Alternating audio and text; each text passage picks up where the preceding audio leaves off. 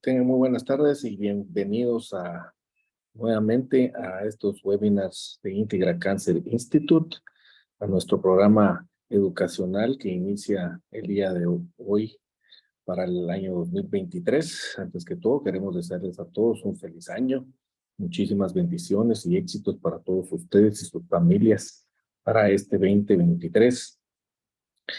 Hoy pues queremos de nuevo inaugurar nuestras actividades docentes y educativas para hablar del tema del cáncer, para concientizarlos a todos ustedes y educarnos, dar un poquito de información de diferentes tipos de tumores y que ustedes pues estén conscientes de, de estos temas que cada vez desafortunadamente cada vez los vamos a ver más.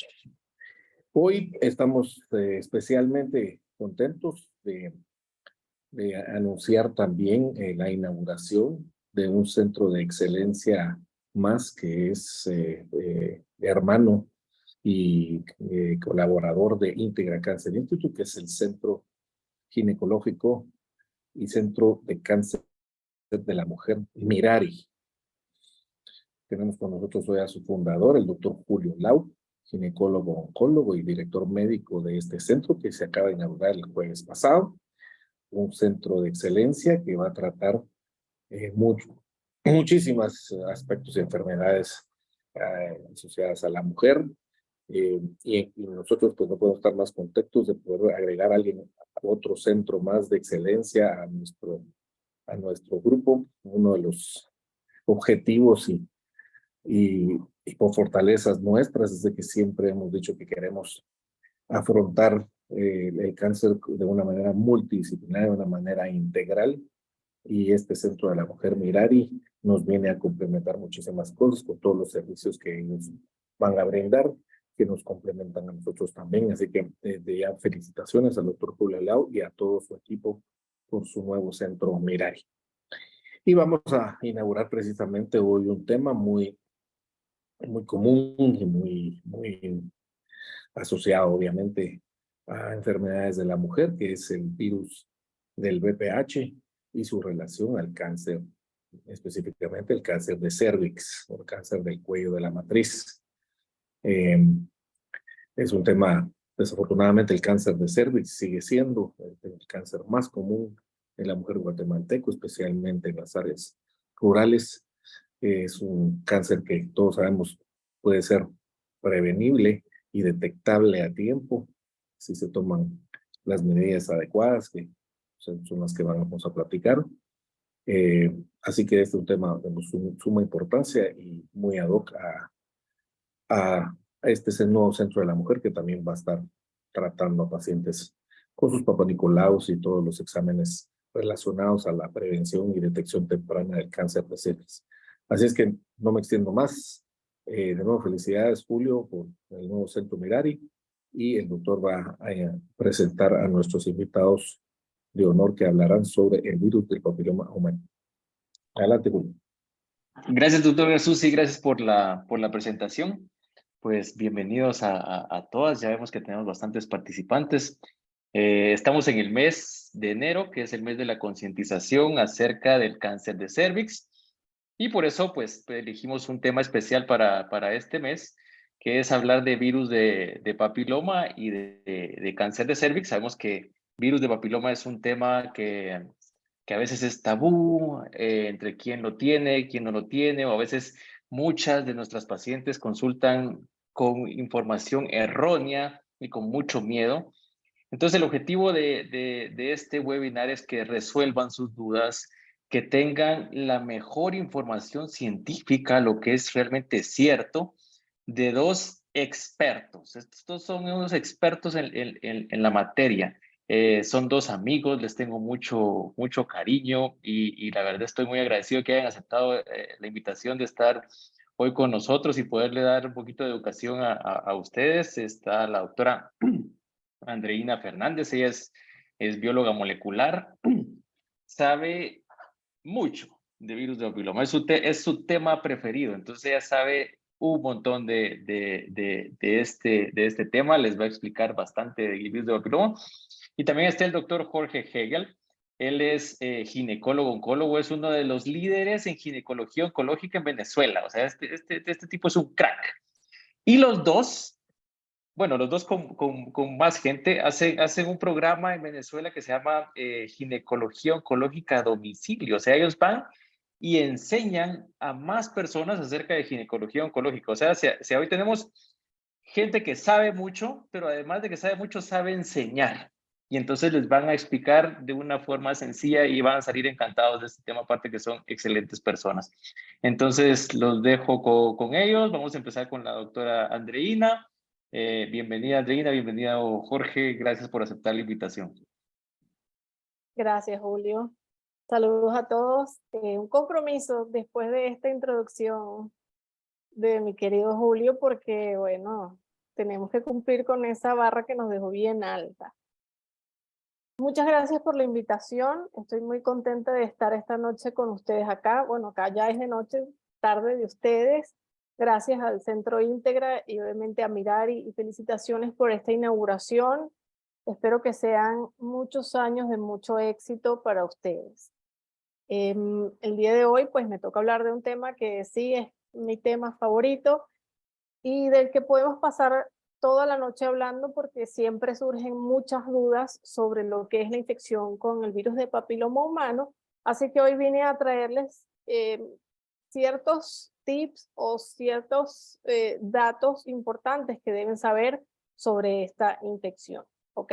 Y bueno, espero aclarar muchas de sus dudas. Este es un virus, ¿ok? De transmisión sexual y es el virus de transmisión sexual más frecuente a nivel mundial. Fíjense que 8 de cada 10 personas que son sexualmente activas se pueden infectar con VPH en algún momento de su vida, independientemente del género, independientemente de si es mujer o de si es hombre.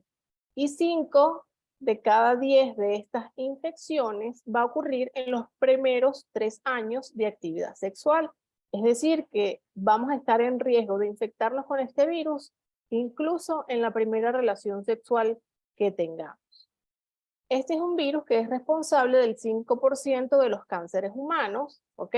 Y ya para el año 2016 se habían reportado 630,000 casos de cáncer asociados a VPH diagnosticados en un año. Es una cifra bastante alta si comparamos con otros cánceres, y de estos 630,000 casos se observó que 570,000 casos se correspondían a mujeres y 60,000 a los hombres. Por supuesto, las mujeres somos las que llevamos la mayor carga de enfermedad asociada a VPH, porque precisamente el cáncer de cuello uterino es una enfermedad causada directamente por VPH. 90% de los casos de cáncer de cuello uterino son causados por el virus de papiloma humano. Pero también tenemos lo que es el cáncer de orofaringe, el cáncer de pene, el cáncer de vagina, de vulva y de ano, en menor proporción, pero tiene un papel importante en el desarrollo de estas enfermedades. Un poquito para que conozcan la estructura de este virus. Es un virus que pertenece a la familia Papillomaviride y está formado por estas como especie de estrellitas que ven acá, que se conocen como capsómeros, que forman esta especie de cascaroncito. Y dentro de ese cascarón tenemos lo que es la molécula de ADN, que es la que le va a dar toda la información genética al virus. Esta molécula de ADN es similar al ADN que nosotros tenemos en nuestras células. También codifica toda la información genética, pero en este caso del virus.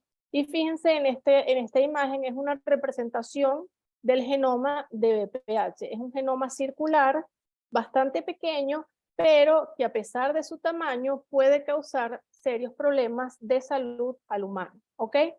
Si se fijan, cada flechita de esta son los genes que codifican el genoma de VPH, y cada gen que están representados en esas flechas va a codificar para una proteína que cumplen una función. Van a tener funciones de replicación, de maduración, de ensamblaje del virus una vez que se cumple todo el ciclo de vida, pero muy importantes son las proteínas E6 y E7 o las oncoproteínas E6 y E7, que tienen un alto poder oncogénico. Es decir, estas son las proteínas responsables de que una vez que nos infectamos en el paso del tiempo, si no existen controles adecuados, algún paciente pueda o no desarrollar un cáncer. Y es que estas dos proteínas van a interactuar con proteínas de nuestra propia célula. Entonces, una vez que ocurre esta infección inicial con el virus de papiloma humano, infecta nuestras células y las proteínas del virus son capaces de interactuar con dos proteínas importantes que codificamos nosotros, ¿ok? Como es P53 y la proteína del retinoblastoma. ¿Qué pasa cuando estas proteínas del virus interactúan con nuestras proteínas? Que alteran las funciones normales de nuestra célula. Y por lo tanto, ahí es cuando comienzan a haber problemas. Entonces, cuando interactúan con P53, no vamos a tener lo que es la reparación de los daños en el material genético, ni tampoco, por el otro lado, vamos a tener control en lo que es la proliferación celular.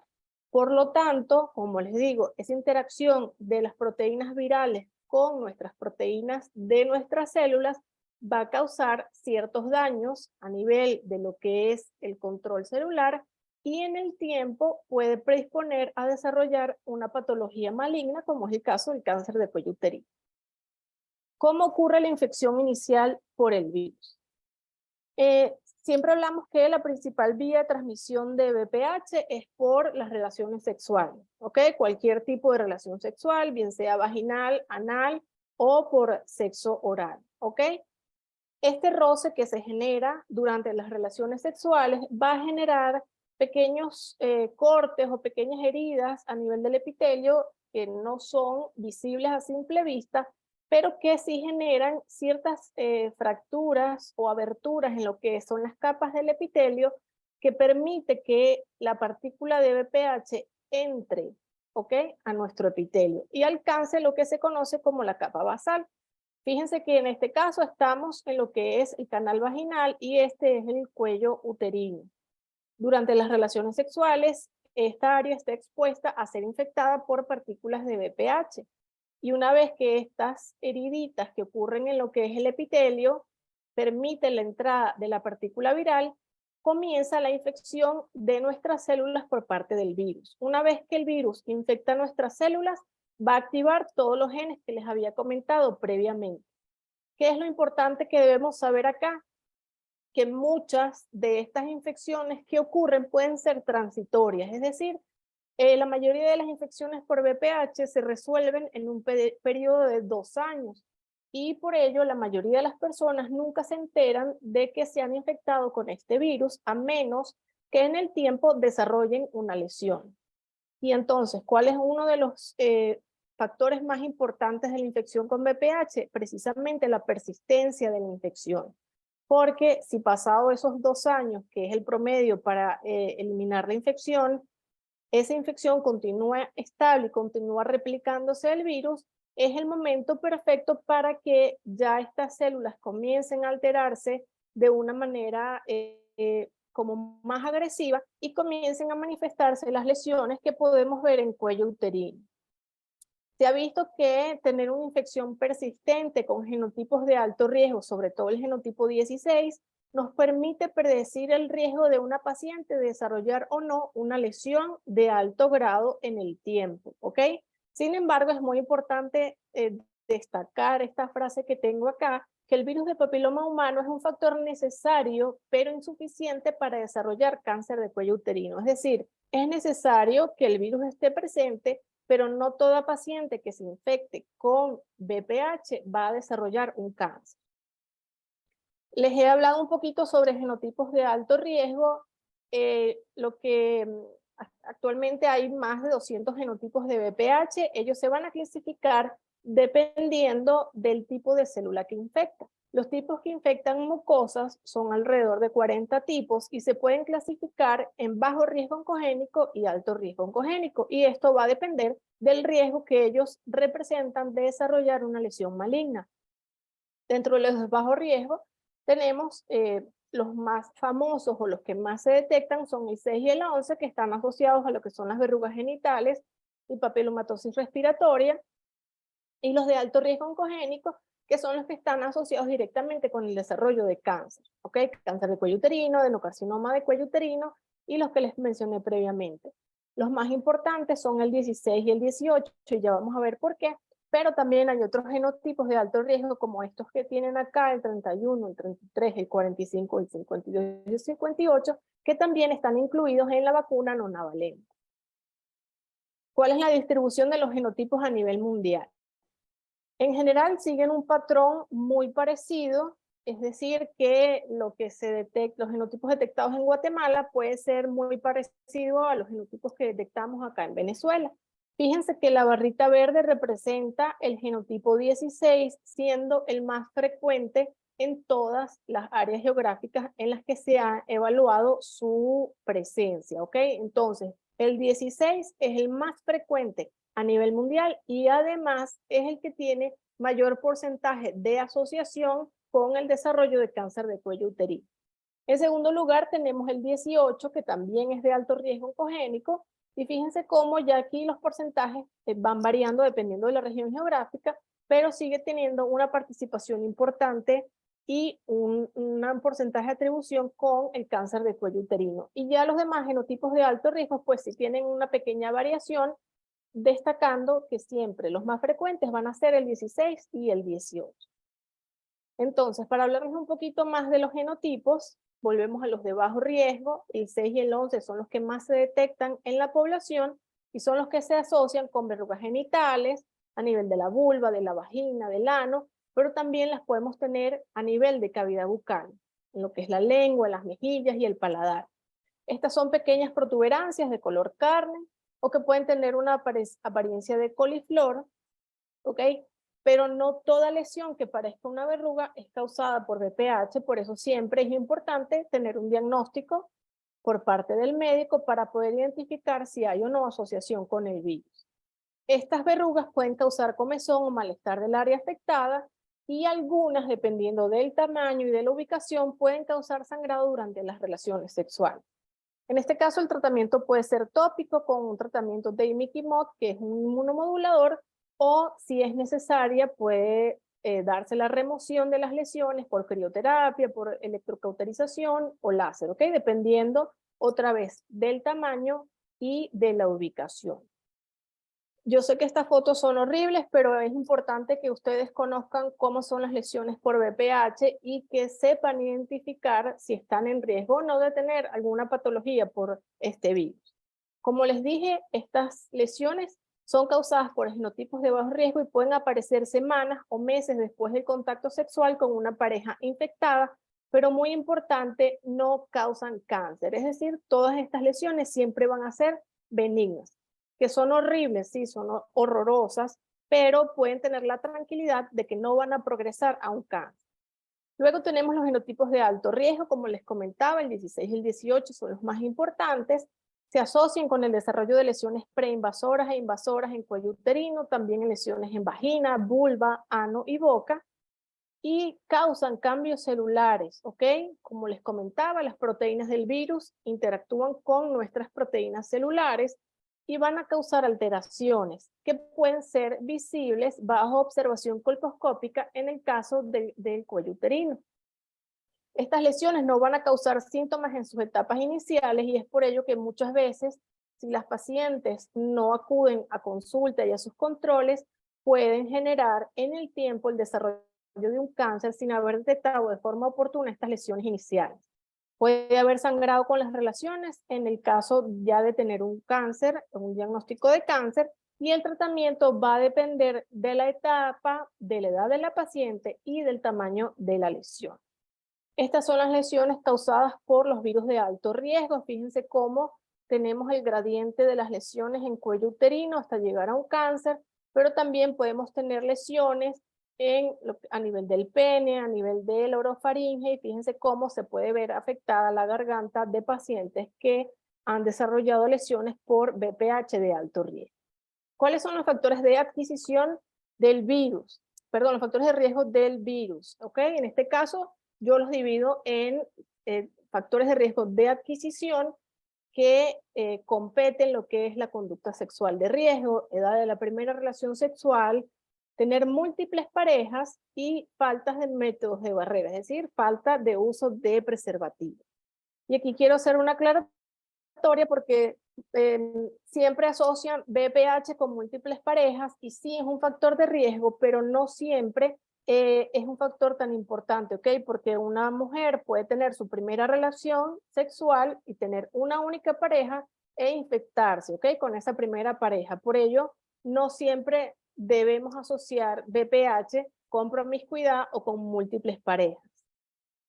Luego tenemos dentro de los factores de riesgo aquellos que son de progresión-regresión, es decir, aquellos que predisponen a la paciente a que esa infección que adquirió con BPH pueda progresar más allá y pueda causar un daño celular importante, que pueda causar una lesión. Importante el genotipo viral, como les comentaba, no es lo mismo un genotipo de bajo riesgo como de alto riesgo. La carga viral también es un factor importante. Cuántas partículas virales tenemos en nuestras células y, por supuesto, la integración del genoma del virus en nuestro ADN. El virus es capaz de integrar su genoma en el genoma de nuestras células y eso causa alteraciones mucho mayores que pueden desarrollar o acelerar el proceso de desarrollo de lesiones premalignas. Como les comentaba, la persistencia de la infección. Tener una infección instaurada con un genotipo de alto riesgo en el tiempo por más de 1 año, 2 años, es un factor de riesgo importante para que esa paciente comience a tener alteraciones a nivel del cuello uterino y desarrolle una lesión. Y por supuesto, tener infección mixta con varios genotipos. Una mujer puede tener N cantidad de genotipos, se pueden detectar 2, 3 genotipos a la vez, 4 genotipos, tanto de alto riesgo como de bajo riesgo. Obviamente, esto aumenta ese riesgo de desarrollar lesiones en cuello uterino. Y finalmente, los factores medioambientales que competen sobre todo a lo que es la salud y el ambiente en el que desarrolla la paciente. Número de embarazos. Tener hábito tabáquico es un factor muy importante porque todos los carcinógenos incluidos en el tabaco disminuyen la respuesta inmunitaria de la paciente y por lo tanto dificulta que ese aclarado viral ocurra y por lo tanto facilita que se establezca una infección persistente.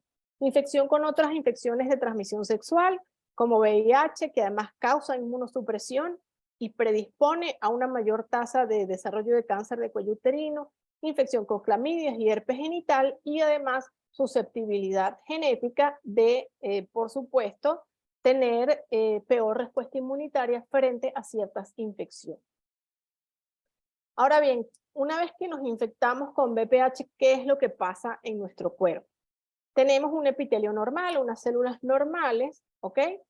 Tuvimos esa primera relación sexual y entonces aquí es donde entran esos factores de adquisición que les comentaba, si usamos o no usamos preservativo, a qué edad fue nuestra primera relación sexual, etc.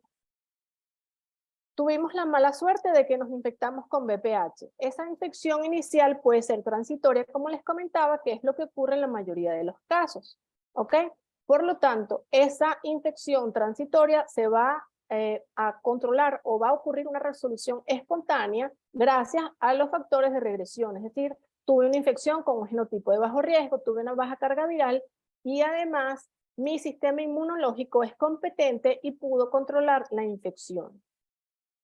Otro escenario es que yo me infecte con un tipo de bajo riesgo. Estoy en riesgo, obviamente, de desarrollar lesiones benignas como las verrugas y los condilomas. Que tenga una infección con cualquier genotipo, ahí ya estoy en riesgo de desarrollar una lesión, pero esta puede ser una lesión de bajo grado. Sin embargo, si tengo infecciones con genotipos de alto riesgo y además estas infecciones son persistentes, como les comentaba, tengo una alta carga viral, tengo infecciones con múltiples genotipos y por supuesto, como les decía, se establece una infección persistente y acá entran los factores inherentes a la paciente, si la paciente consume cigarrillo, si tiene una mala respuesta inmunitaria, si tiene otra infección asociada con clamidia, por ejemplo, ya acá el riesgo aumenta de desarrollar lesiones de alto grado. Y si esa paciente en el tiempo no acude a sus controles, no se le realiza una citología, un Papa Nicolau, pues obviamente vamos a tener que estas lesiones van a progresar a un cáncer de cuello uterino en el tiempo.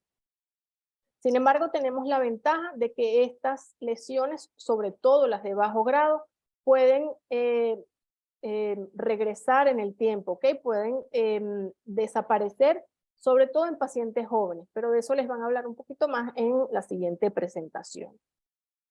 Y bueno, ¿en qué tiempo ocurre ese paso desde que nos infectamos inicialmente hasta desarrollar un cáncer de cuello uterino? Pues deben pasar mucho tiempo, ¿ok? Entre 5 a 15 años aproximadamente, con una infección persistente y realmente esa mujer que no acude a esos controles, que nunca se ha realizado una citología, no ha ido o no ha acudido a un centro especializado para que les hagan los controles necesarios, pues obviamente tiene mayor riesgo de desarrollar un cáncer de cuello uterino. Entonces, fíjense, tenemos nuestro cuello sano, tuvimos una relación sexual y nos infectamos con virus de papiloma humano, y esa infección con genotipos de alto riesgo se hace persistente en el tiempo.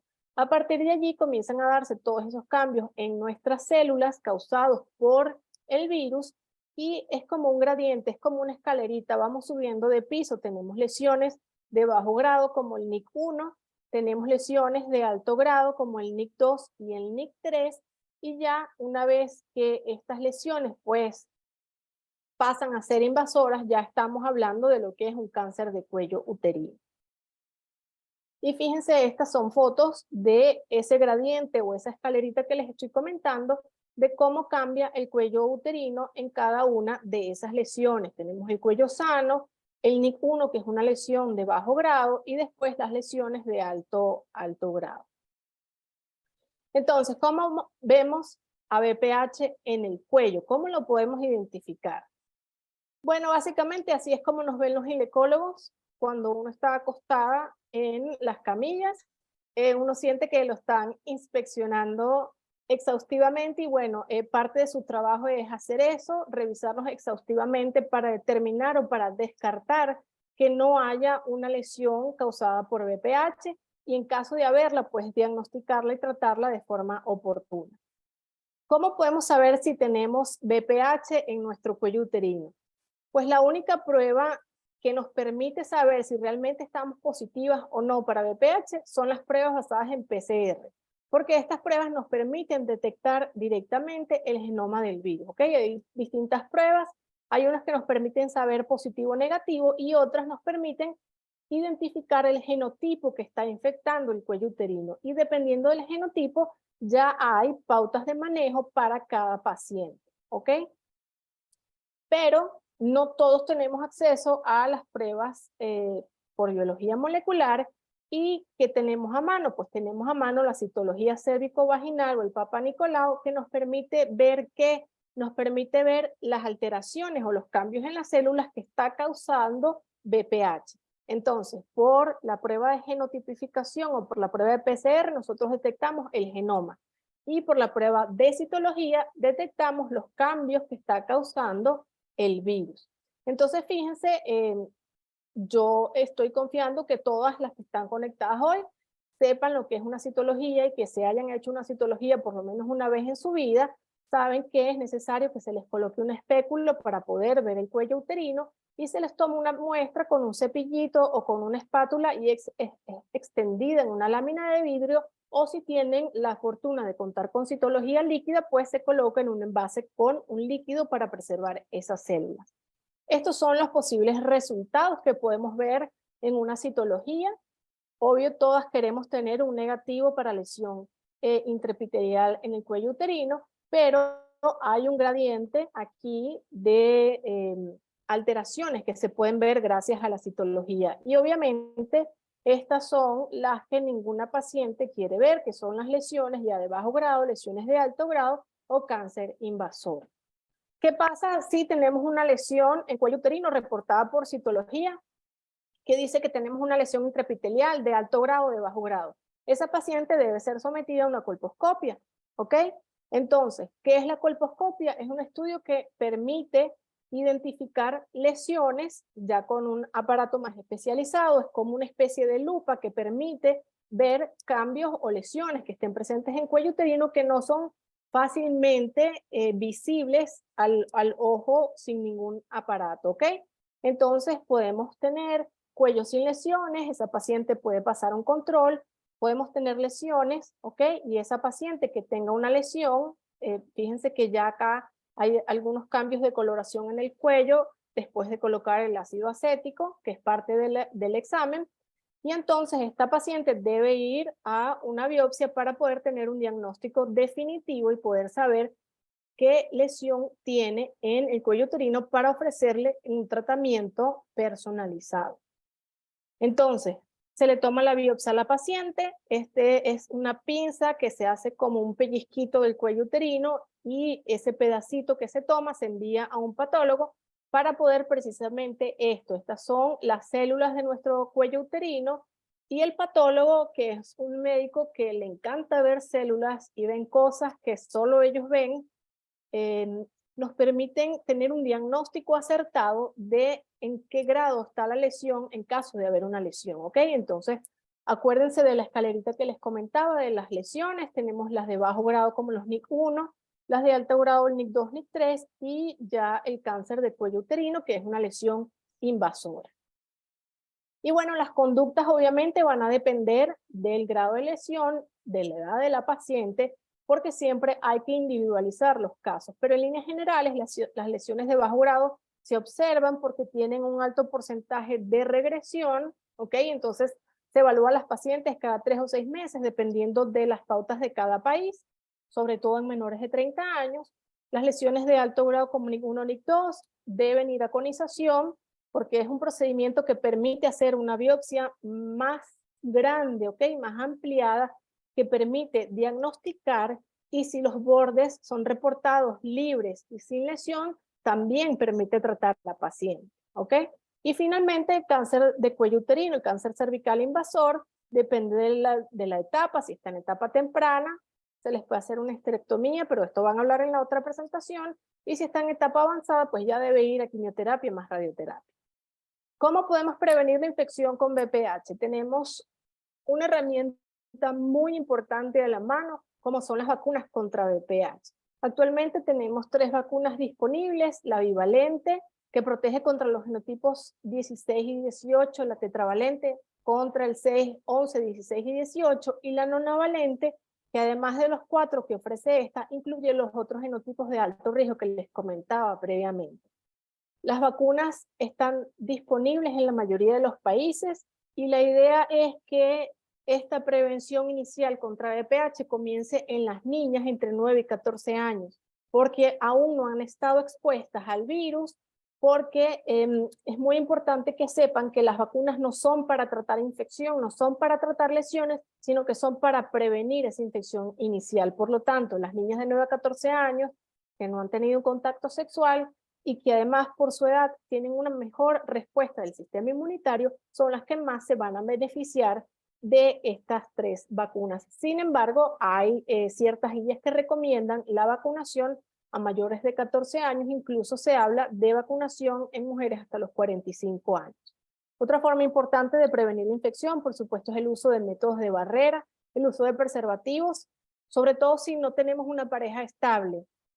Y hay que dejar a un lado ese tema de que yo soy la mujer y no tengo preservativos porque eso lo compran los hombres. Eso ya quedó 1000 años atrás porque al final nos estamos cuidando nosotras mismas y estamos cuidando nuestra salud. Así que si son mujeres, y aquí nadie está para juzgarlas, que no tienen una pareja fija, pues tengan su protección siempre a la mano porque eso disminuye mucho el riesgo de adquirir infecciones de transmisión sexual, no solo de VPH. Y por supuesto la educación es una herramienta muy importante porque tener el conocimiento a la mano y tener ese acceso a todas estas pautas que se están manejando actualmente permite que la población, sobre todo las mujeres que somos las que estamos en mayor riesgo de desarrollar un cáncer de cuello uterino, pues tengamos todas las herramientas a la mano para poder decir, oye, hoy no porque no tengo el preservativo en la cartera, hoy no porque tengo miedo de contraer una infección, y al final la que va a pasar el problema es la mujer. Entonces, para prevenir infección con el virus de papiloma humano, las vacunas, los preservativos, por supuesto, y la educación siempre a la mano. No solo a la población adulta, sino comenzar también con los niños y dejar los tabúes a un lado.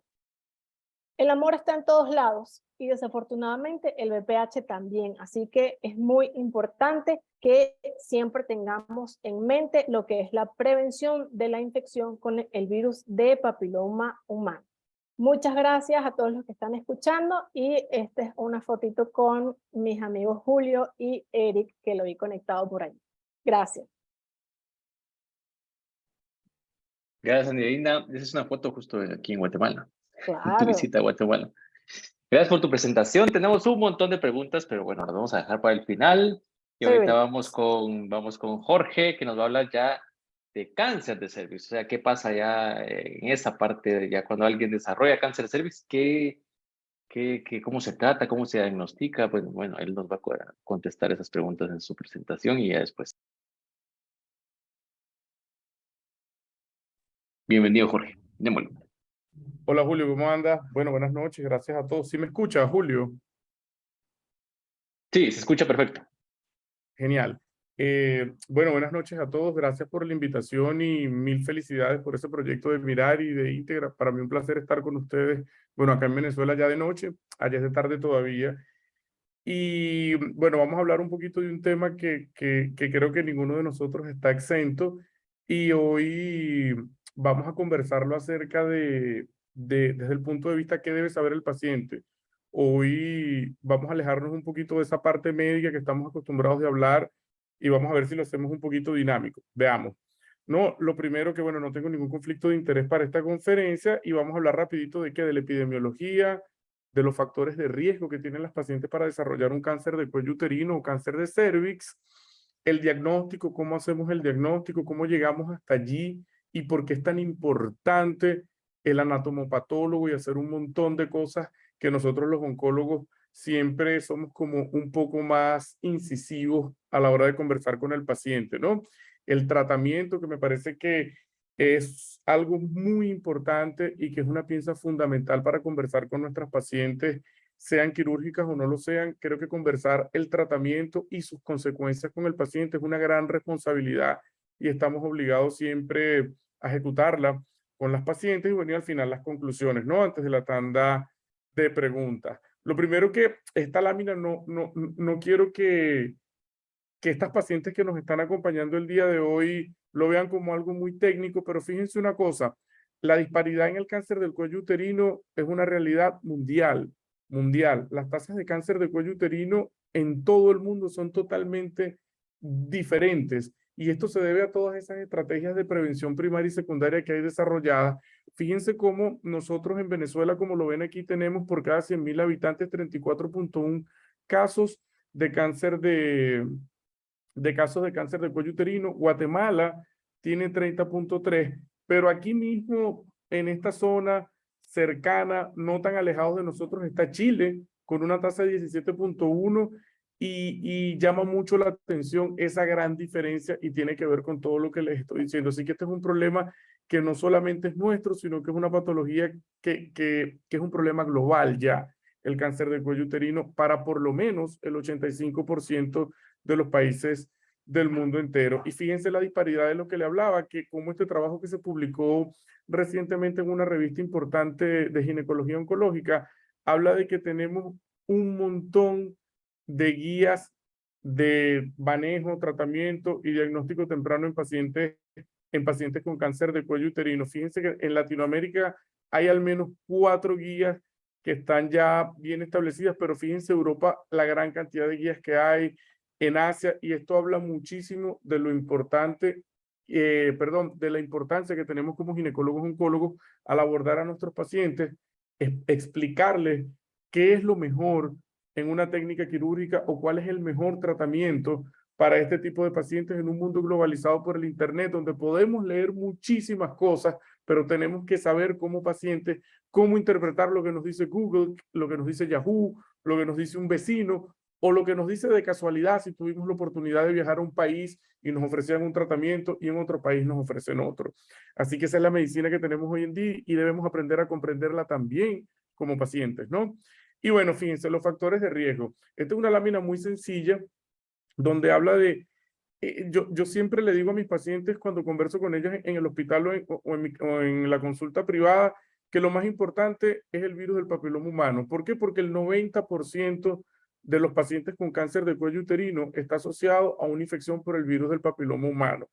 Pero no necesariamente que sea la infección y ya, es que este virus se mantenga persistente. El hecho de que el virus se mantenga persistente en el tiempo es la primera causa del desarrollo y la evolución de un cáncer de cuello uterino.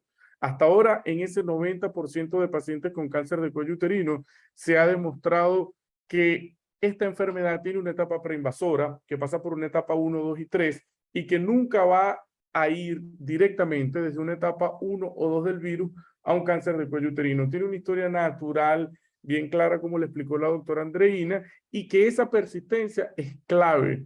Y por eso nuestra prevención primaria y secundaria es fundamental. Por eso es esencial que las pacientes acudan a la consulta y que nosotros como médicos le expliquemos cuál es la implicación más importante de que este virus se mantenga en el tiempo, aparezca positivo en las genotipificaciones, genere lesiones y saber en qué momento exactamente debemos actuar. Asociado a esto también tenemos cómo el cigarrillo también a causa de la conversión de nitrosamina y nicotina en sangre también pueden favorecer al desarrollo o persistencia, bien sea del cáncer de cuello uterino o de estas lesiones. Sencillo, porque hace una conversión enzimática en el cuello uterino y hace que ese ambiente en el cuello se mantenga formidable, por decirlo de algún modo, para que ese virus se mantenga persistente y pueda evolucionar, debilitando de esta manera nuestro sistema inmunológico. Toda paciente con el sistema inmunológico alterado, bien sea por un lupus eritematoso, diabetes mellitus, síndrome de Sjögren, cualquier patología autoinmune, HIV, una patología tiroidea que no esté tratada o diagnosticada de la manera adecuada, todas estas patologías que debilitan nuestro sistema inmunológico hacen que nuestras pacientes sean susceptibles a que esta persistencia del virus se mantenga establecida en el tiempo y haya una progresión de la enfermedad. Y el tema de las anticonceptivas, que no quiero alarmar a nadie, y ya les voy a mostrar un trabajito, es que el uso de anticonceptivos orales durante más de 10 años está asociado a un riesgo mayor de desarrollar cáncer de cuello uterino, de canal endocervical, específicamente asociado al genotipo 18. Pero ojo, esto no significa que si usted ha tomado anticonceptivos durante 10 años o más, va a desarrollar un cáncer de cuello uterino. Siempre es necesario que esté el virus del papiloma involucrado. De lo contrario, es muy difícil que esto suceda, pero no imposible. ¿De acuerdo? Y miren, un metaanálisis, una revisión sistemática y un metaanálisis hablando de los anticonceptivos orales, y fíjense cómo tiene un riesgo aumentado de 1.77. Esto quiere decir que las pacientes tienen 1.77 veces más de riesgo o casi 2 veces más riesgo que otras pacientes que no toman anticonceptivos orales durante más de 10 años para desarrollar un adenocarcinoma. Entonces, ya sabemos que no es alarmarnos porque es un mito, si tomo anticonceptivos me da cáncer de cuello. No, es que aumenta el riesgo siempre y cuando esté asociada un genotipo de virus de papiloma humano en esta paciente o un diagnóstico. ¿Qué pasa con la clamidia? Que es esa infección de transmisión sexual que muchas veces pasamos desapercibidos porque no tiene una clínica muy clara, porque no tiene un comportamiento como la candidiasis, que estoy seguro que todos sabemos acá lo que es una candidiasis, esa descarga vaginal que es blanca como leche cortada, grumosa, o esa descarga vaginal que es color leche condensada, que es color amarillenta o verde, que son características ya de una patología. La clamidia, por lo general, no se manifiesta de esa manera. Y fíjense en esta revisión sistemática también cómo la clamidia trachomatis es un factor independiente predictor de cáncer de cuello uterino y está asociado 1.76 veces con cáncer de cuello uterino y con lesiones preinvasoras en casi aumenta el riesgo a casi 3 veces. Entonces, fíjense cómo nosotros muchas veces también debemos hacer hincapié en que nuestras pacientes sexualmente activas por encima de 25 años tengan un test de infecciones de transmisión sexual donde podamos evaluar si esta paciente está positiva para clamidia o no, porque esta enfermedad muchísimas veces suele pasar desapercibida o totalmente asintomática. Y la CDC también recomienda que esta prueba sea obligatoria en pacientes sexualmente activas por encima de 25 años, al menos una vez al año. Fíjense cómo hemos ido descubriendo cosas y ahora yo traigo algo más dinámico, son las preguntas que siempre nos hacen los pacientes y que sería ideal como contestarlas de una vez. ¿El cáncer de cuello uterino se puede heredar? ¿Es un factor de riesgo? No, hasta ahora no se ha demostrado que el cáncer de cuello uterino tenga un factor hereditario.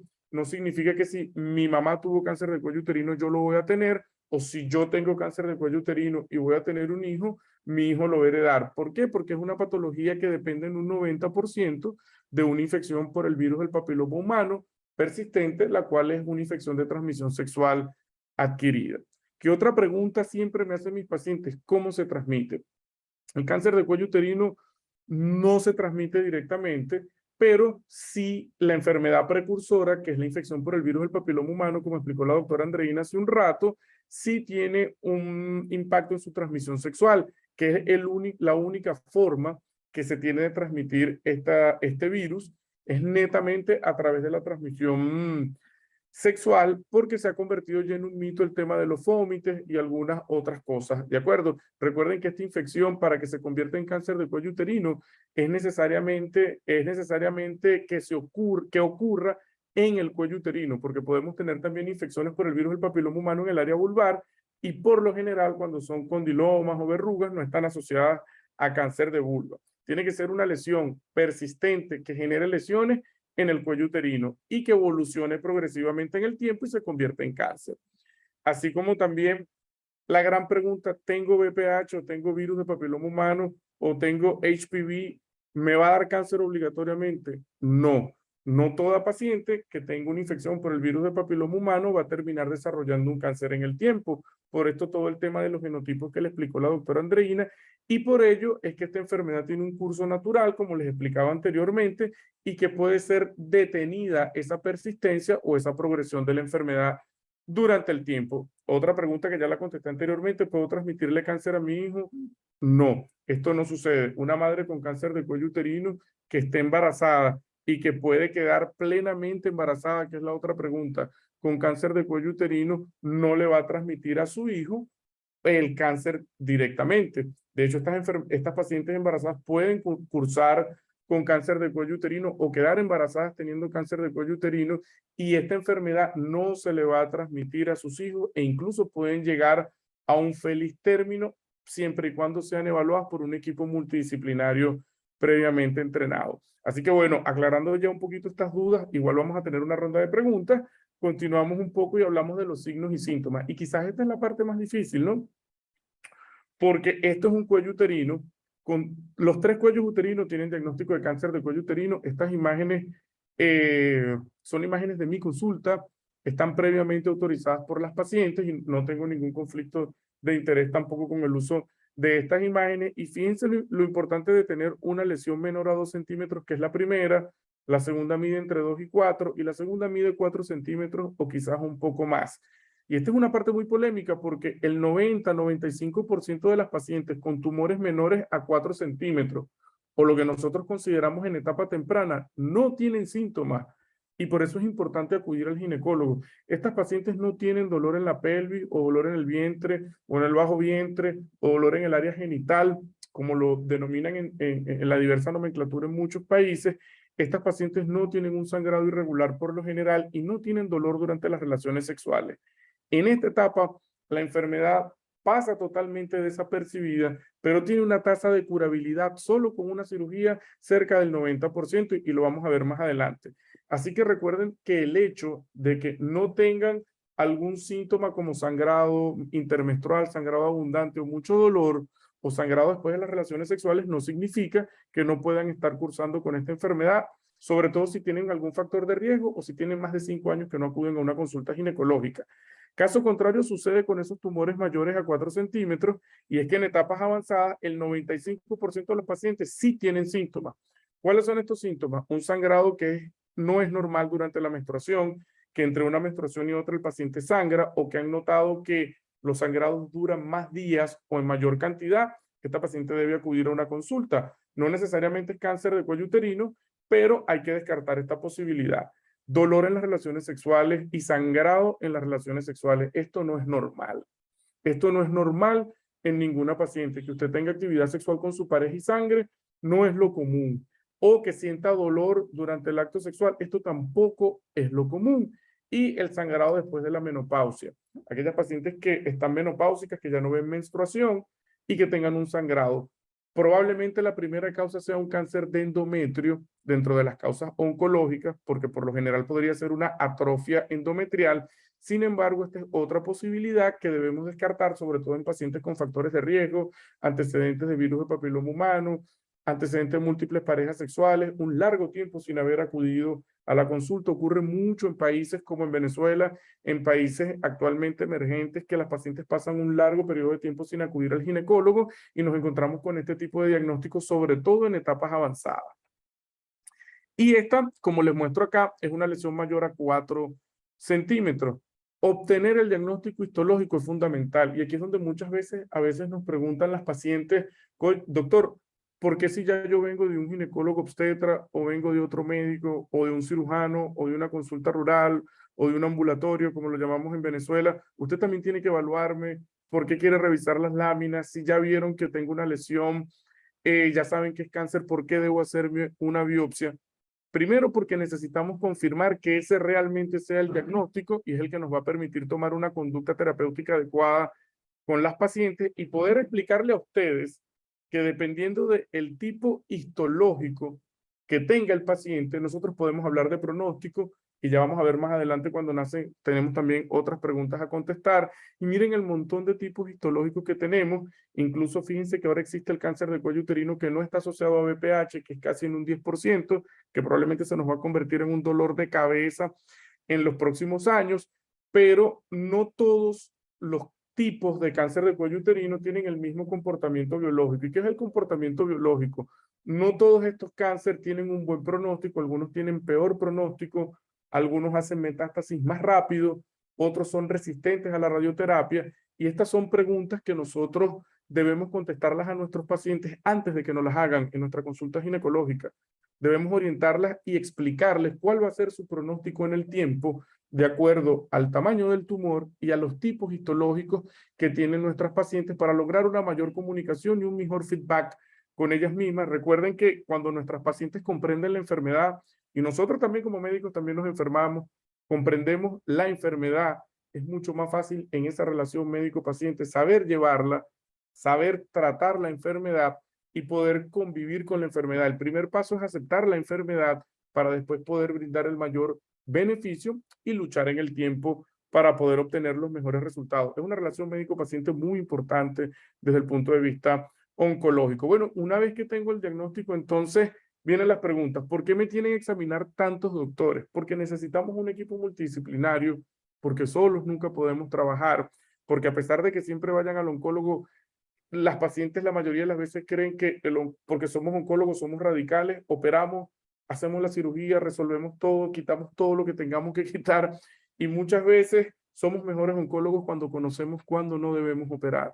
Y necesitamos un equipo multidisciplinario donde todos somos importantes. El patólogo para que nos diga el tipo histológico, el ginecólogo obstetra de base que por lo general hace el primer diagnóstico y toma la primera biopsia, el biólogo molecular que nos dice si esto está asociado a BPH o no, el radioterapeuta, cuando necesitamos radioterapia debemos comunicarnos con él, con el oncólogo médico, si necesitamos quimioterapia para esta paciente, y la imagenología también es muy importante para nosotros, si necesitamos una tomografía, una resonancia magnética, y por eso nuestras pacientes tienen que ir con muchos médicos, porque es una decisión que se toma en conjunto con el objetivo de brindar un tratamiento personalizado a ustedes.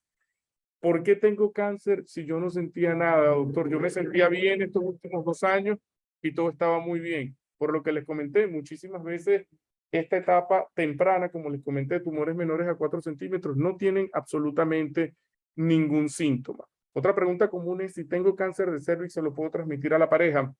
Y esto es muy polémico, porque toda paciente con diagnóstico de infección por el virus del papiloma humano o con diagnóstico de cáncer de cuello uterino, sus parejas obligatoriamente deberían ser evaluadas por un urólogo, porque el 90% de las pacientes con cáncer de cuello uterino está asociado al virus del papiloma humano.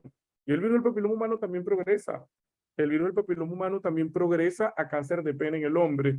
Y es importante y es parte de esa responsabilidad afectiva que las parejas de nuestros pacientes con este diagnóstico acudan a un urólogo y que esto sea tratado de manera no solo multidisciplinaria, sino que es una enfermedad donde debemos involucrar a la familia para poder tener un ambiente profesional o laboral un poco más adecuado y ameno para ejecutar el tratamiento en las pacientes. Otra pregunta común es si ya tengo una biopsia, ¿por qué una inmunistoquímica? Y volvemos a la anatomía patológica.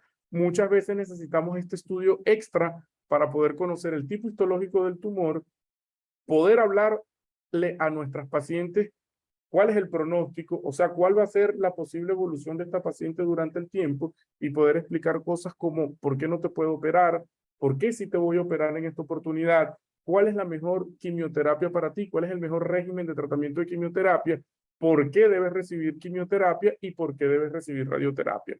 Estas son preguntas que siempre nos hacen y que estamos también obligados a contestar en ese momento. Y la otra pregunta es, ¿qué pasa si no hago ningún tratamiento? Y esta es una pregunta que debe ser para nosotros una red flag, una bandera roja, porque esto habla de que el paciente también se siente un poco afligido y es algo que debemos comprender.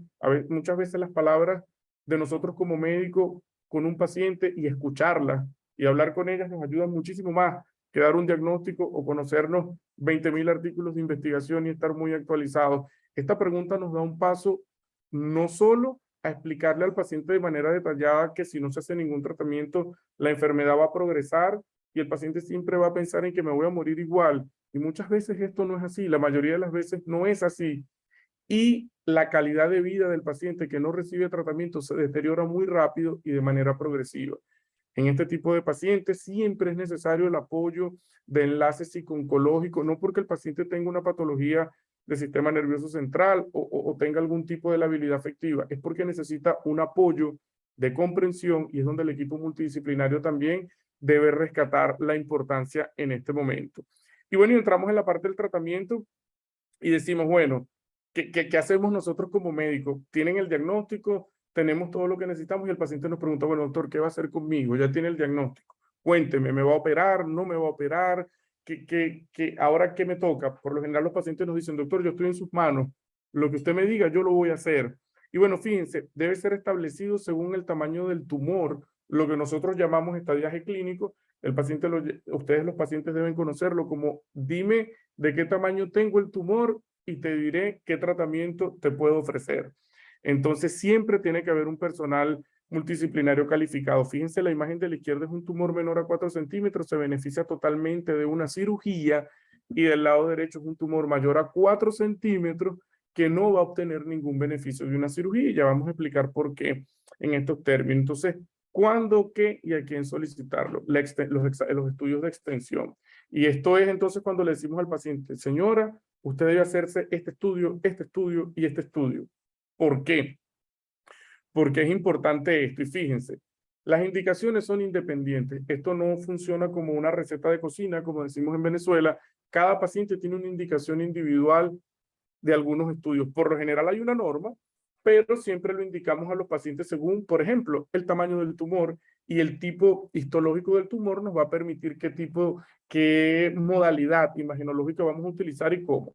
¿Con qué objetivo? Con que nosotros podamos estadificar y con esta imagen poder decirle al paciente, esta imagen es sugestiva de una metástasis, bien sea en el hígado o de que tu enfermedad ya se escapó del cuello uterino y está un poco más grande de lo que yo puedo ver, porque una cosa es lo que vemos como médicos clínicamente y hay estructuras que están intrapélvicas que nosotros no podemos ver con un examen físico, ni con una colposcopia, ni colocando el espéculo, y es necesario, fíjense la importancia del equipo multidisciplinario, de unas imágenes para hacer una evaluación a distancia. Esto es sistema nervioso central, los cerebros, el hígado, los riñones, los ganglios. Con este estudio de imagen nosotros tenemos la facultad de evaluar esta situación y saber si la enfermedad ha migrado hacia allá, lo que llamamos metástasis, y poder comunicarnos directamente con el especialista en imagenología o radiodiagnóstico. ¿Para qué? Para poder tener ese potencial de planificar un tratamiento dirigido, individualizado y obtener siempre el mejor beneficio para nuestras pacientes, que realmente es nuestro objetivo cuando hacemos medicina, ¿no?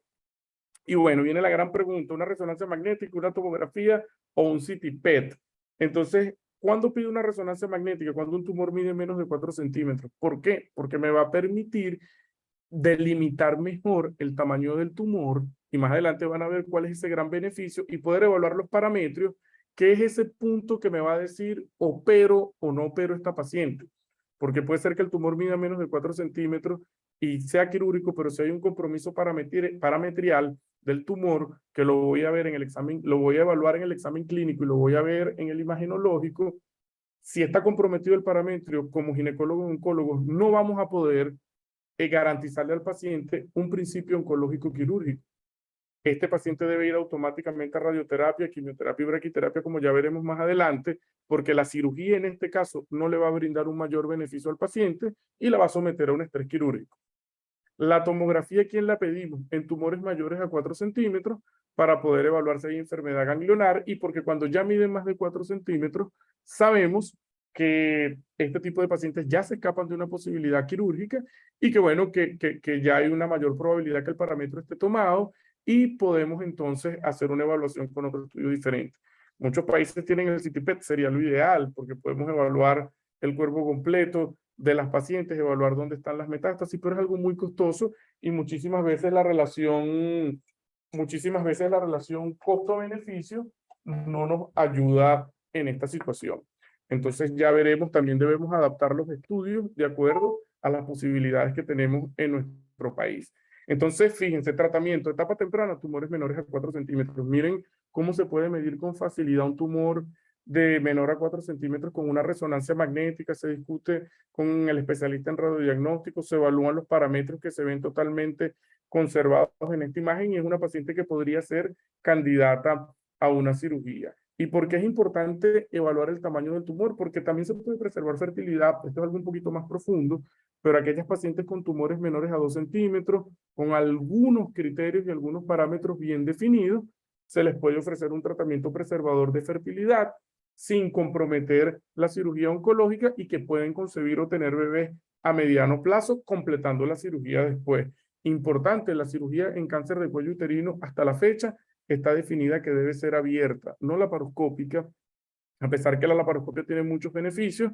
En esta oportunidad se ha demostrado que estas pacientes que se operan con cáncer de cuello uterino por laparoscopia tienen una mayor probabilidad de hacer una recaída. Entonces la cirugía abierta es lo ideal. ¿Por quién? Por un personal debidamente entrenado, por alguien que esté facultado, que esté calificado, que haya recibido un tratamiento, porque las histerectomías en pacientes con cáncer de cuello uterino son distintas. Son histerectomías diferentes, son histerectomías radicales, no es la histerectomía convencional. Imagínense que este tipo de histerectomía tiene más o menos 3 o 4 tipos diferentes que se adaptan al tamaño del tumor y que se requiere un entrenamiento previo para poder llevarlas a cabo. ¿Para qué? Con la intención de que la cirugía sea suficiente en estas pacientes y que no deban recibir después ningún tratamiento asociado a la quimio o a la radioterapia. ¿Y qué pasa con esos tumores mayores a 4 centímetros? Muchas pacientes preguntan o asocian, por lo menos en Venezuela no sucede mucho, que cuando el paciente ya va a recibir quimioterapia, radioterapia y braquiterapia, está condenado a una muerte pronta, y esto no es la realidad. La realidad es que la cirugía no va a brindar ningún beneficio, pero que si podemos brindarle a un paciente una quimioterapia con radioterapia y posterior braquiterapia en el momento adecuado y de la manera ideal, estas pacientes pueden tener una buena sobrevida global, incluso llegar a un 65-70% en 5 años. Y todo esto no va a depender del médico, no depende del paciente, no depende muchas veces de la técnica de radio, quimioterapia y braquiterapia si se dan de la manera adecuada. Y les resalto la importancia de la anatomía patológica. Depende muchísimas veces del tipo histológico este tipo de respuesta en las pacientes. Si es necesario hacerse una rectosigmoidoscopia o la cistoscopia, porque yo sé que es un poco engorroso el tema de necesito este estudio. Hoy día FIGO ya dice que no es necesario una rectosigmoidoscopia o una cistoscopia si el paciente no tiene síntomas urinarios, si no tienen síntomas gastrointestinales y que en ese caso podrían ser diferidas porque no va a alterar el tratamiento. Y siempre un equipo multidisciplinario, miren una imagen acá donde se vio un parametrio tomado del lado derecho casi llegando a la pared pélvica, ganglios positivos en esta imagen, un hígado con múltiples imágenes metastásicas, y estas son las cosas que nosotros como ginecólogos, oncólogos no podemos hacer solos. Necesitamos un equipo de un oncólogo médico, un radioterapeuta, necesitamos también un imagenólogo, y es así como nosotros podemos transmitirle al paciente la mayor confianza posible, explicándole con mucha transparencia los pros y los contras de los tratamientos y cómo va a evolucionar su enfermedad en el tiempo. Y bueno, ya casi terminando, vemos las preguntas ¿por qué no me operan y se resuelven todo? Porque lo primero que nos viene a la mente es, si tú me quitas el útero y me operas, ya me quitas el tumor y estoy bien. Y es lo más lógico que pensemos. ¿Y qué pasa con esto? Que si este tumor se ha diseminado a otro lado fuera del cuello uterino, como los parametrios, o los ganglios, o los ovarios, o el hígado, la cirugía en este momento no le va a brindar un beneficio a la enfermedad o al curso de la enfermedad del paciente, porque no nos va a permitir curarla un 100%, y de igual forma la paciente va a recibir quimioterapia, radioterapia y braquiterapia. Que ojo, el no hacer la cirugía va a disminuir la morbilidad, y la quimioterapia con la radioterapia y la braquiterapia van a resolver el problema del paciente en este momento. Ese tratamiento es el gold estándar a nivel mundial y es el tratamiento ideal para este tipo de pacientes, incluso alcanzando tasas de curación con equipos más sofisticados como la radioterapia con intensidad modulada. Muchas pacientes nos preguntan si esa quimioterapia es fuerte, si es agresiva. Siempre diferentes sinónimos de la palabra fuerte, seguro nos encontramos en muchas partes del mundo. La primera pregunta que nos hace el paciente es, ¿se me va a caer el cabello, doctor, con esta quimioterapia? Yo no me quiero dar radioterapia, me doy la quimioterapia sola. Pues resulta que la quimioterapia no va a curar al paciente. La quimioterapia tiene una labor diferente en las pacientes con cáncer de cuello uterino. Esta quimioterapia lo que hace, como yo le explico a mis pacientes, es que ayuda a que la radioterapia elimine una mayor cantidad de células por sesión. Hace muchísimos años hay una teoría del doctor Skipper que explica cómo esta quimioterapia a base de platino, que es el cisplatino, tiene un efecto sensibilizador celular, lo que hace que, como todos sabemos, nuestras células están en diferentes etapas del ciclo celular, y hay algunas células en algunas etapas del ciclo celular donde no van a tener ninguna respuesta a la radioterapia.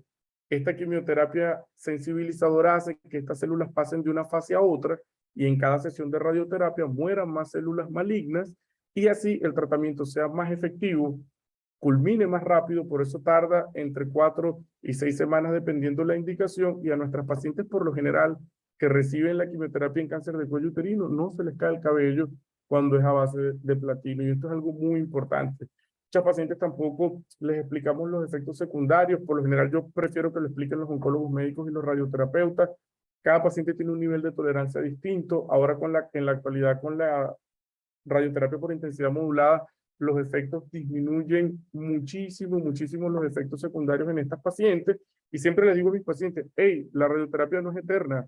La radioterapia va a durar 6 semanas porque se da 5 días consecutivos, se descansan 2 días, un día a la semana recibes la quimioterapia, no se te va a caer el cabello, y en 1 mes y medio habrás culminado el 90% de tu tratamiento, porque posteriormente, algo que no podemos evadir es el uso de la braquiterapia, que eso está indicado bien sea 2 implantes o 4 implantes, uno semanal, de acuerdo como lo indica el radioterapeuta, pero es ya la etapa final obligatoria del tratamiento, lo cual implica que entre 1 mes y medio y 2 meses el paciente ya haya cumplido un tratamiento completo, donde va a poder obtener un resultado óptimo si es tratado por un equipo multidisciplinario. Tengo que ponerme todo eso, doctor, la quimio, la radio, la braquia, no me puedo poner una sola cosa. Lamentablemente no, porque es un tratamiento que va en conjunto, por eso se llama concurrente, y posteriormente la braquiterapia, para poder curar la enfermedad en este momento que no se va a beneficiar de una cirugía. Así que ya vieron, de 6 a 8 semanas. Ustedes dirán, ay, doctor, usted lo hizo muy fácil porque usted no es el paciente, pero cuando el paciente va por la 5ª o 6ª semana y todo va bien y siente que ya la lesión ha disminuido más de un 80%, ya las lágrimas no son de tristeza, sino de felicidad, porque se dan cuenta que en un corto tiempo, con mínimos efectos secundarios, podemos resolver esta patología que muchísimas veces las redes sociales o la mala información generan mucho temor en nuestra sociedad. Voy a poder tener hijos si tengo cáncer de cuello uterino. Imagínense, las pacientes pueden quedar embarazadas teniendo cáncer de cuello uterino. Y muchísimas veces hacemos el diagnóstico de cáncer de cuello uterino porque la paciente está embarazada, acude al control del embarazo y se logra ver la lesión en la paciente en este momento. Sí van a poder tener hijos, pueden quedar embarazadas espontáneamente. No es la idea que tengan cáncer de cuello uterino y mantengan relaciones sexuales, pero sucede porque muchas veces el diagnóstico no está hecho en la mayoría de las veces, y también hoy existen técnicas diferentes para esa preservación de fertilidad. se pueden sacar los ovarios del campo quirúrgico por laparoscopia para que no reciban radiación, se puede hacer preservación, criopreservación de óvulos. Aquí también es muy importante la parte de fertilidad y el equipo multidisciplinario, así que hoy día ya existen muchísimas alternativas para poder hacer esto. ¿Y cuánto tiempo de vida me queda, doctor? Esa es una pregunta típica. Y nosotros a veces como médicos nos cuesta decir muchas veces, no lo sé. Y a veces tenemos el paciente enfrente y hay tasas de curación en pacientes con cáncer de cuello uterino en etapa 2 y en etapa 3 superiores al 60%, entre el 60 y el 72% en 5 años. El hecho de que ustedes tengan un diagnóstico de cáncer de cuello uterino no significa que es una sentencia, no significa que es el fin de sus días, pero requiere de un tratamiento multidisciplinario, requiere de la aceptación de la enfermedad, requiere del apoyo familiar, requiere de un médico entrenado, de un equipo quirúrgico o un equipo de tratamiento médico que esté plenamente calificado y que tenga las condiciones y el entrenamiento suficiente para poder llevar la enfermedad. Así que no es cuánto tiempo de vida me queda, doctor. Yo creo que podríamos cambiar esa pregunta por por una frase y que nuestros pacientes, en vez de preguntarnos esto, nos digan, bueno, doctor, ya hoy empiezo una nueva vida y debo asumir la enfermedad y seguir hacia adelante porque sí tiene solución. Entonces, bueno, yo estoy muy agradecido por la invitación. Si algo faltó, yo estaría encantado de contestarlo en la ronda de preguntas. Y bueno, los dejo con esta foto porque sí, de verdad que hemos disfrutado un montón de veces aquí con Eric, con Andreina y con Julio. Así que bueno, gracias a todos y quedo atento a las preguntas. Gracias a los dos, excelente presentación, muchas gracias. Ya vieron que les dije que estos eran unos maestros para explicar y para hacerlo de forma fácil. Tenemos un montón de preguntas, vamos a ver si logramos contestarlas, resolverles esas dudas en el tiempo que nos queda. Empecemos con lo de vacunas, vamos a tratar de resumirle en una pregunta. Pues dice, las vacunas se pueden administrar en hombres, me puedo poner la vacuna si ya tengo infección de virus de papiloma, me puedo poner la vacuna si tengo más de 45 años y ¿cuándo es recomendable poner la vacuna? No sé quién de los dos responde esta pregunta. Bueno, esta es fácil. Miren, actualmente, como les comentaba, las vacunas principalmente se recomiendan en los niños porque son los que van a tener una mejor respuesta y no han estado expuestos al virus. Pero ¿qué pasa si ya una persona tiene la infección por VPH? Se pueden poner las vacunas porque la intención es evitar reinfecciones con los genotipos que ya tienen. La vacuna, como les comenté, no va a tratar la infección, no va a tratar las lesiones, pero si ya estamos infectados, podemos evitar reinfecciones con los genotipos que tenemos. Y si además no han estado expuestos a los otros genotipos de la vacuna, pues ahí sí tienen como una mayor protección. En hombres... ¿Y si ya no, sí, en hombres. No, dime. No, y si ya tengo una vacuna, por ejemplo, Gardasil o Cervarix, ¿me beneficia ponerme una Gardasil 9? ¿O Sí, ya eso lo no? preguntan mucho. No hay ninguna indicación de que haya que hacer una dosis de refuerzo con la nonavalente porque tiene más genotipos. Pero si desean colocarse la nonavalente, pueden hacerlo. El tema es el costo, porque recuerden que son 3 dosis ya para mayores de 14 años y es necesario que se pongan las 3 dosis completas porque ponerse una sola, pues obviamente estaría quedando incompleta la inmunidad generada. En mayores de 26 años, en los hombres, la vacuna, la tetravalente, está indicada solo hasta los 26 años y la nonavalente sí se la pueden poner hasta los 45 años. ¿Qué pasa con los mayores de 45 años?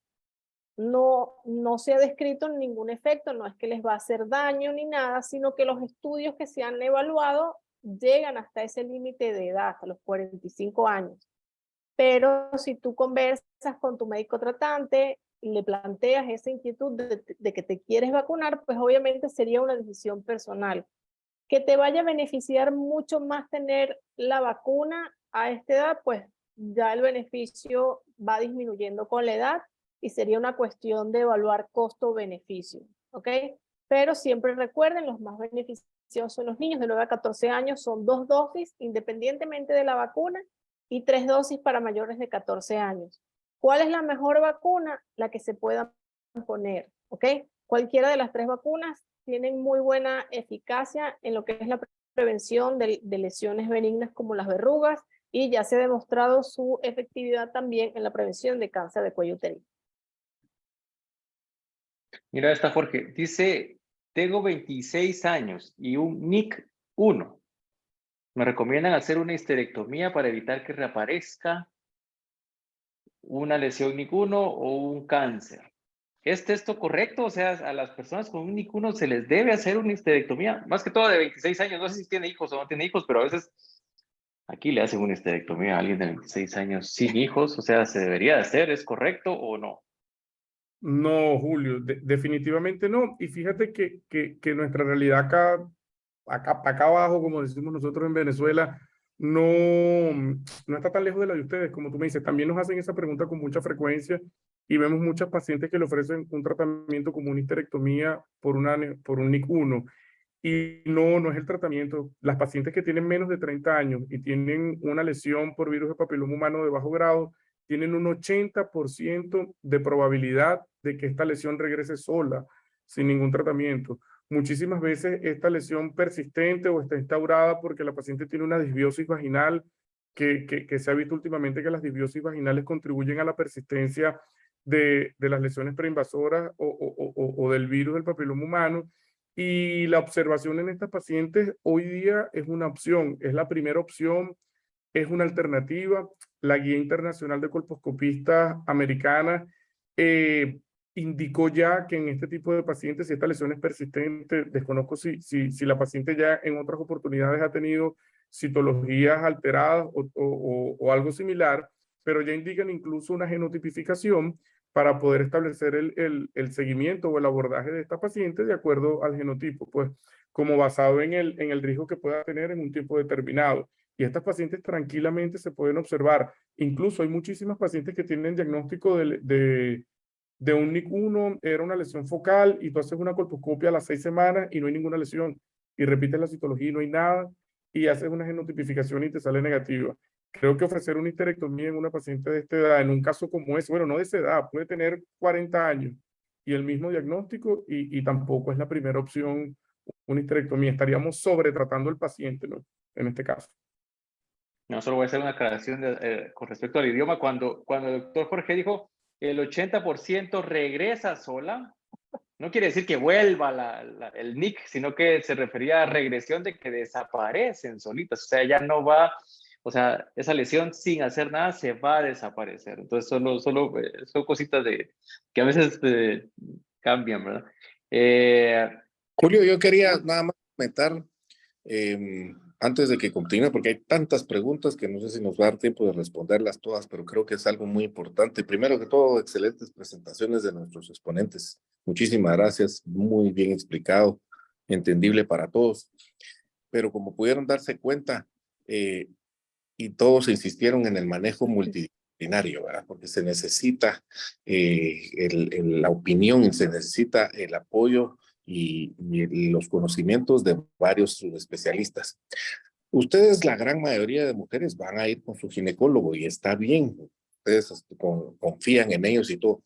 Simple y sencillamente, por favor, cuando ya tengan alguna duda o algún diagnóstico, simple y sencillamente busquen una segunda opinión, por favor. Y busquen la de los expertos, de los oncólogos, de centros especializados como los nuestros, no específicamente los nuestros, pero busquen una segunda opinión, ¿verdad? Porque definitivamente hay muchas de estas dudas que vamos a tener diferencias muy importantes con los ginecólogos, con sus ginecólogos generales. Entonces yo creo que lo más importante es que ustedes resuelvan muchas de estas dudas, no solo con sus ginecólogos, sino también con oncólogos. Creo que ese es un mensaje muy importante. Los dejo con las demás cientos de preguntas que hay, pero tal vez lo más importante, porque no vamos a poder resolver todas las dudas, es busquen una segunda opinión con los expertos. Te dejo, Julio, perdón. Gracias, doctor. Otra pregunta. Si tengo infección por VPH, ¿quiere decir que voy a ser contagiosa toda la vida? O sea, voy a tener parejas y las voy a seguir infectando, o eso ya no es cierto. No, no, no. Eso no es así. Fíjense que incluso muchas veces uno se puede enterar que tiene VPH después de que ha pasado mucho tiempo y has cambiado de pareja incluso. Y entonces queda la duda si fue esta pareja actual, si fue la anterior o si fue la anterior a esa. O sea, no estoy queriendo decir que tener múltiples parejas esté mal, sino que el virus tiene la capacidad de quedarse en latencia, quedarse como dormido. Y entonces pudimos habernos infectado con nuestra primera pareja y ese virus quedó controlado por nuestro sistema inmunitario.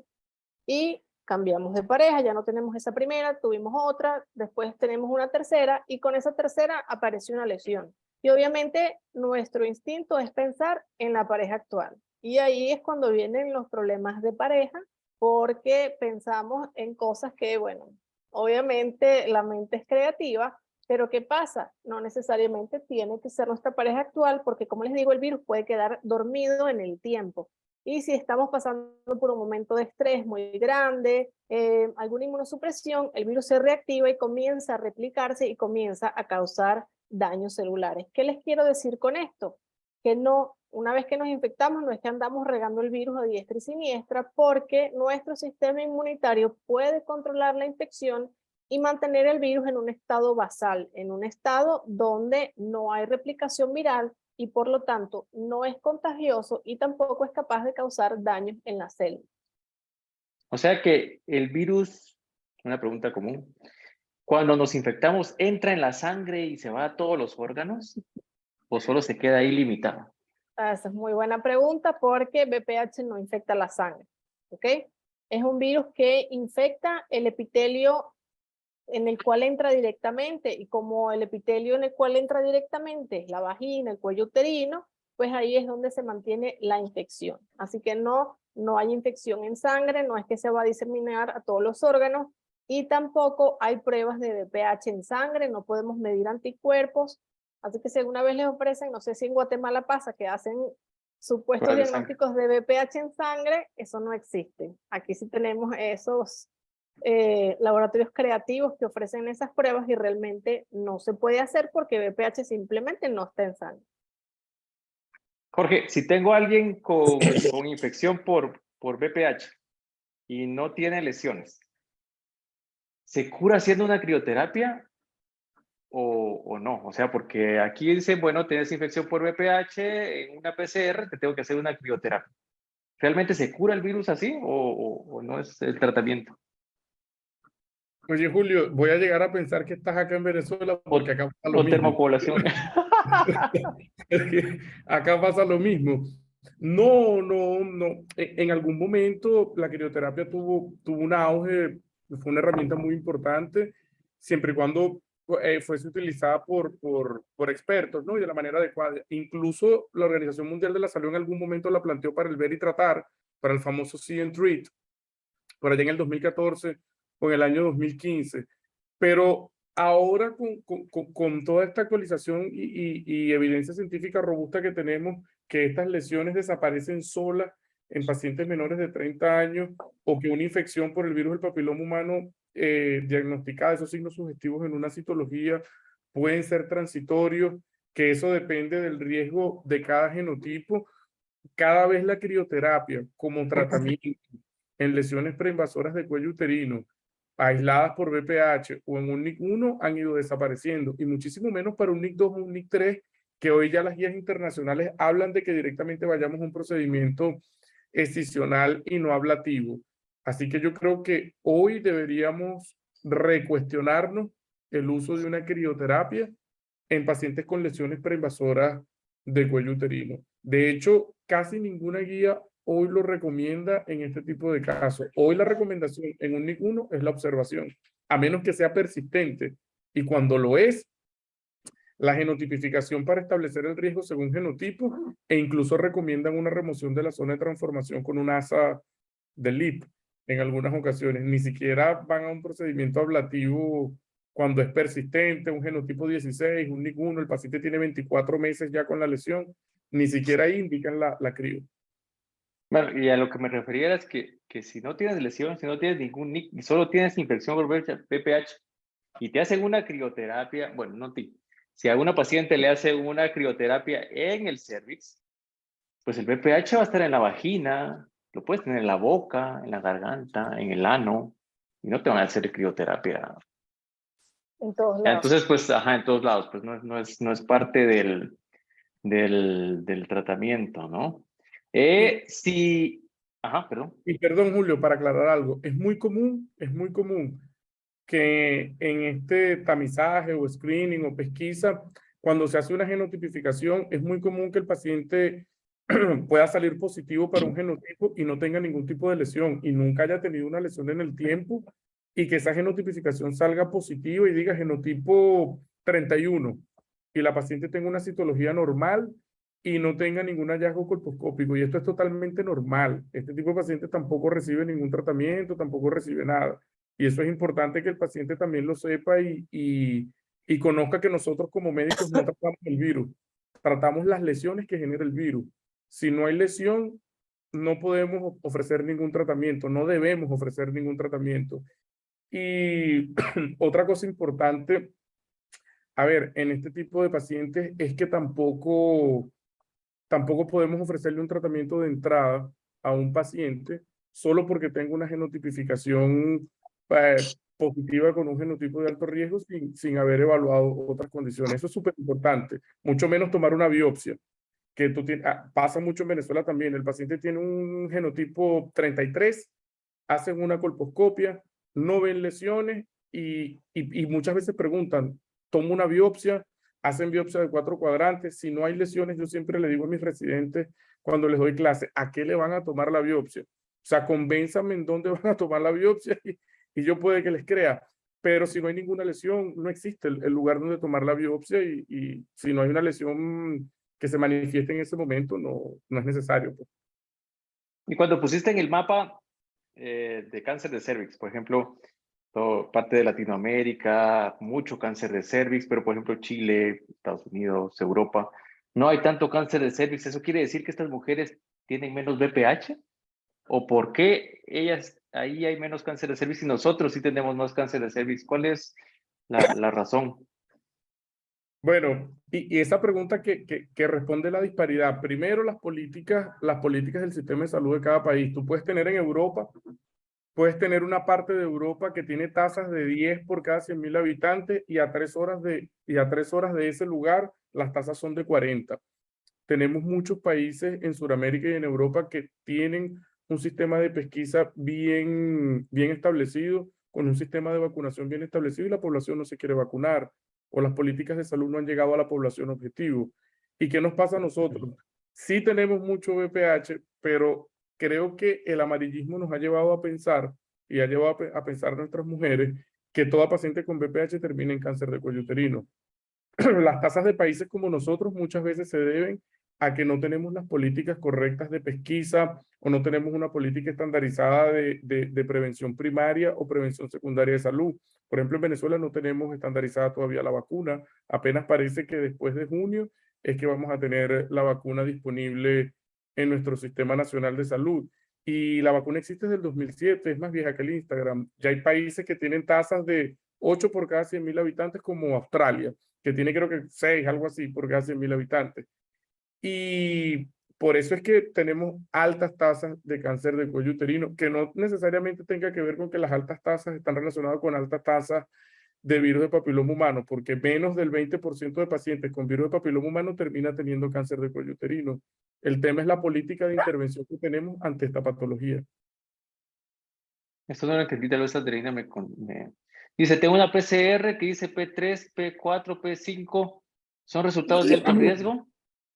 No, yo tampoco entendí esos resultados. O sea, no sé cómo fue el reporte porque realmente la genotipificación reporta es directamente el número de VPH, 16, 18, 31, o si, por ejemplo, se realiza la captura de híbridos, reporta genotipos de alto riesgo o genotipos de bajo riesgo, pero ni idea qué es P2, P3, no sé. Sí, probablemente es que le repitan la prueba, probablemente es una prueba dudosa, Andreina es una máster, y ella además de interpretarlo, ella lo hace, entonces probablemente eso no existe, ¿verdad? Lo que pusieron ahí. ¿Qué otra pregunta tenemos por acá? Histerectomía, ya la preguntamos, 41 años. Bueno, si tengo una histerectomía, ¿puedo seguir? ¿Tengo riesgo de infectarme con virus de papiloma? Bueno, si la histerectomía fue por una causa benigna, por una causa no asociada al virus del papiloma humano, la vagina siempre también es otra parte que tiene afinidad a tener un contagio, pero por lo general, menos del 3% de estas pacientes terminan con un contagio para el virus del papiloma humano después de una histerectomía. Es muy raro, menos del 3% asociado a lesiones en vagina.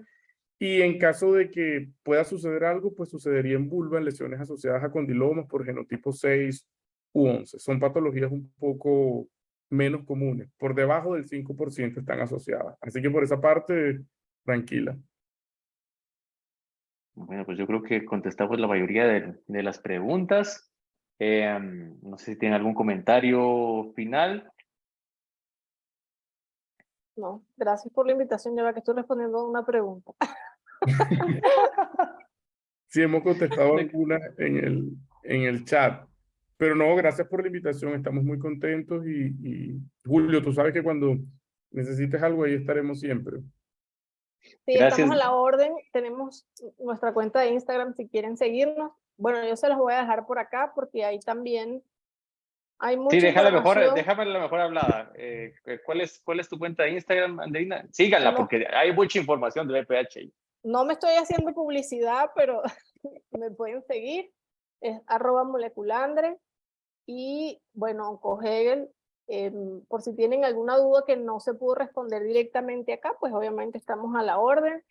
No tengan miedo cuando reciban un diagnóstico de BPH porque vieron que son pocos los casos que realmente llegan a un cáncer de cuello uterino y que es necesario que pase mucho tiempo para que se desarrolle esta patología. Así que no tengan miedo, acudan al médico, que siempre van a encontrar a un buen profesional que los va a ayudar y les va a resolver su problema. Exacto, no se automediquen, no todo lo que dice Google es cierto, busquen siempre una segunda opinión, busquen siempre un médico calificado y que haya tenido el entrenamiento correcto para tratar este tipo de patologías, pero nunca, nunca, nunca se dejen sentir afligidas o estigmatizadas por el diagnóstico, por un diagnóstico de virus de papiloma humano. Acuérdense, yo siempre le digo a mis pacientes, no se acostumbren a vivir ustedes con el virus, que el virus se acostumbre a vivir con ustedes. No todos los casos terminan en cáncer de cuello uterino y que siempre que tengan un médico como Julio a su lado, siempre les va a ir bien y van a obtener una orientación excelente. No crean todo lo que lean en Google, ni en Yahoo, ni en este tipo de redes sociales. Bueno, muchas gracias a los dos. Realmente también muchas gracias a las y los que se conectaron. El objetivo era darles información pues, de calidad científica, veraz, para que tomen la mejor decisión. Y realmente si tienen un diagnóstico de un virus de papiloma, pues consulten con los expertos. Y lo importante es esto que dijo Andreina también, no tengan miedo. Y si ustedes salen con miedo de la consulta con el doctor, pues hay algo mal. Entonces, mejor busquen una opinión. Pues muchas gracias por conectarse, muchas gracias a los dos, se les quiere mucho, espero tenerlos aquí en Guatemala pronto y gracias por su conocimiento. Feliz noche. Feliz noche, saludos. Feliz noche. Adiós. Chao. Buenas noches, gracias. Gracias.